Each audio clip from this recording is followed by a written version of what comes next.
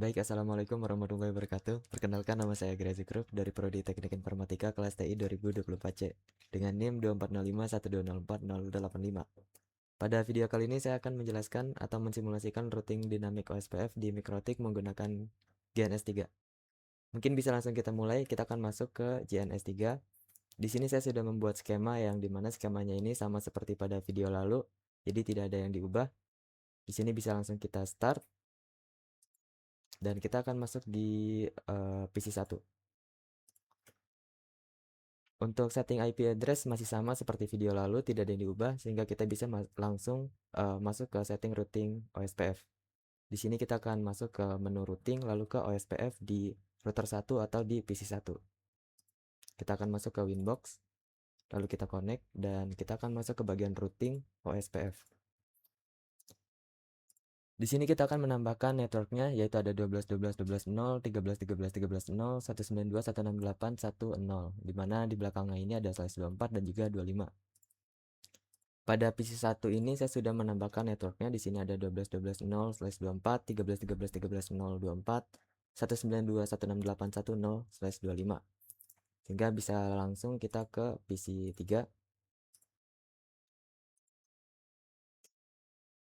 Pada PC3 ini atau di router 2 kita juga sama, kita akan menambahkan network di bagian routing OSPF, di mana alamatnya itu atau networknya itu adalah 12.12.12.0/24, 23.23.23.0/24, dan juga 192, 168, 1.128/25. Kita akan masuk ke Winbox. Lalu kita cek, di sini saya juga sudah menambahkan networknya di OSPF. Jadi networknya sudah ada, jadi jika ingin menambahkan network kita bisa mengklik tanda plus di kiri atas, lalu kita tambahkan networknya sesuai dengan network yang diberikan. Selanjutnya kita masuk ke langkah berikutnya, yaitu di router 3 atau di bagian web server. Di web server ini juga sama, kita akan masuk ke bagian Winbox, kita connect, lalu kita akan masuk ke bagian routing dan OSPF. Di OSPF kita akan masuk ke network, kita lihat lagi. Di sini juga sudah saya tambahkan alat networknya, yaitu 13.13.13.0, 23.23.23.0, 43.43.43.0/24, di mana semuanya /24. Di web server ini juga sudah saya tambahkan networknya, sehingga tidak perlu kita tambahkan lagi. Bisa kita close, lalu langsung ke langkah berikutnya, yaitu install web server. Di web server atau di router 3, kita akan mendownload atau install web server SAMPP di PC server menggunakan link yang diberikan. Di web server ini saya sudah menginstal SAMPP, di mana saya menginstalnya di Windows bawaan. Setelah itu saya mendrag and drop di file yang sudah saya download itu ke bagian Windows Explorer di bagian sini, di bagian My Documents, sehingga bisa tinggal diinstal di Oracle VirtualBox-nya. Di sini saya sudah menginstal, sehingga saya tidak perlu menginstal ulang. Saya tinggal masuk ke My Computer, lalu ke Local Disk, ke bagian SAMPP, dan juga kita cari yang SAMPP Control. Di sini kita pastikan bahwa Apache-nya sudah start. Di sini sudah start, bisa kita close. Setelah itu kita akan mengedit index.html dengan ketentuan yang diberikan. Misalnya ada selamat datang di web Jarkom GNS3, lalu ada nama kita. Di sini cara mengaksesnya kita cari yang namanya htdocs, lalu kita cari yang index. Cara mengeditnya kita klik kanan, lalu kita klik yang edit. Lalu bisa kita isi sesuai dengan yang ingin kita tampilkan. Misalnya di sini saya akan menampilkan dengan H1-nya yaitu selamat datang di web Jarkom GNS3, dan H2-nya yaitu oleh saya sendiri, Agrazi Group. Setelah itu bisa kita close, dan kita akan menghapus index.php, di mana saya sudah menghapus file index.php sehingga tidak perlu dilakukan penghapusan lagi. Setelah itu kita akan mengakses web tersebut atau yang index.html melalui PC1, PC2, dan juga PC3 menggunakan browser Firefox dengan alamat URL 43434431. Kita masuk ke PC1, lalu ini bisa kita minimize. Kita akan masuk ke Mozilla Firefox. Lalu kita searching alamatnya itu 431. Kita enter.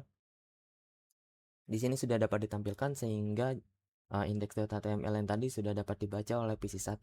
Sekarang kita lanjut ke PC3. Di sini kita bisa minimize dan masuk ke Mozilla Firefox. Setelah itu kita cari juga 4343431, kita enter.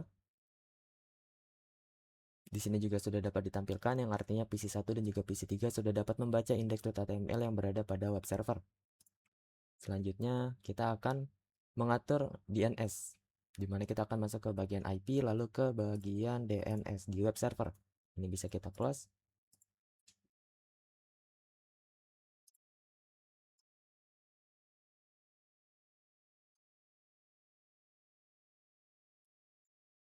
Ke bagian IP lalu ke bagian DNS. Di sini kita masukkan servernya yaitu 8888. Lalu ada dynamic server ini default. Lalu ini ada allow remote request, kita bisa checklist saja. Lalu kita masuk ke static dan kita tambahkan alamatnya. Di sini saya sudah menambahkan di mana namanya adalah jarcom.com dengan addressnya yaitu 4343431. Lalu kita apply dan oke. Jika sudah bisa kita close. Setelah itu kita akan mencoba failover dengan masuk ke menu terminal di PC1 dan juga PC3 dengan memasukkan perintah interface. Kita akan masuk ke PC1, bisa kita close, masuk ke Winbox, lalu ke new terminal, bisa kita paste, lalu kita enter. Setelah sudah, kita lakukan juga hal yang sama pada PC3. Kita close, masuk ke Winbox, lalu kita akan buka new terminal, paste, dan kita enter. Jika sudah, kita akan mengecek tracer dari PC1 ke jarcom.com atau alamatnya yaitu 43431. Kita akan ke PC1 lalu ke command prompt, kita ketikkan tracer 4343431, kita enter. Maaf ada typo, kita tracer 4343431, enter.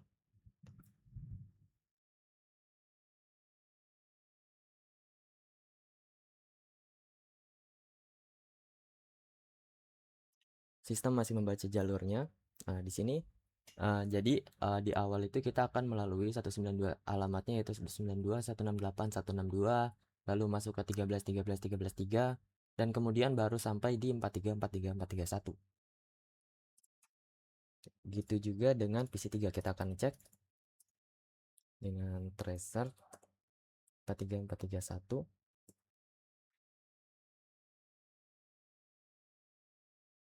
Ya, di sini juga sama, kita akan masuk ke 192.168.1254 lalu ke 23.23.233 lalu baru sampai di 4343431. Setelah itu kita akan membuat interface cloud, di mana saya sudah membuatnya dengan langkah-langkah yang diberikan sehingga kita bisa langsung ke rubah network interface Ethernet 3 pada router 3 menjadi bridge. Di sini juga saya sudah mengubah di router 3. Kalau di skema saya yang akan diubah yaitu di adapter 4-nya. Yang tadinya generic driver menjadi bridge adapter. Jika sudah, kita akan memasang DHCP client pada Ether 4. Dimana kita akan masuk ke web server, lalu ke IP dan DHCP client. Di sini juga saya sudah membuatnya dengan interface-nya yaitu Ether 4. Lalu kita bisa apply dan oke. Jika sudah, kita akan membuat firewall NAT-nya juga melalui Ether 4 dengan masuk ke bagian IP, firewall, NAT, SRC NAT, out interface-nya yaitu Ether 4 dengan action yaitu masquerade. Di sini juga saya sudah membuat di mana firewall lalu NAT dengan chain-nya yaitu SRC NAT, out interface-nya Ether 4 dengan action masquerade. Jika sudah bisa langsung di oke, kita bisa close.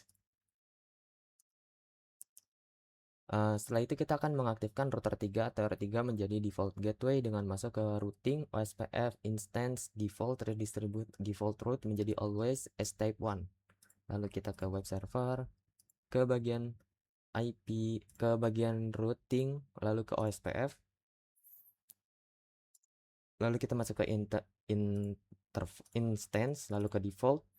di mana kita akan ubah redistribute default root-nya menjadi always as type 1. Jika sudah, maka bisa kita apply dan oke. Lalu kita akan coba di PC1 dan juga PC2 apakah sudah dapat terhubung dengan internet dengan browsing menggunakan Firefox.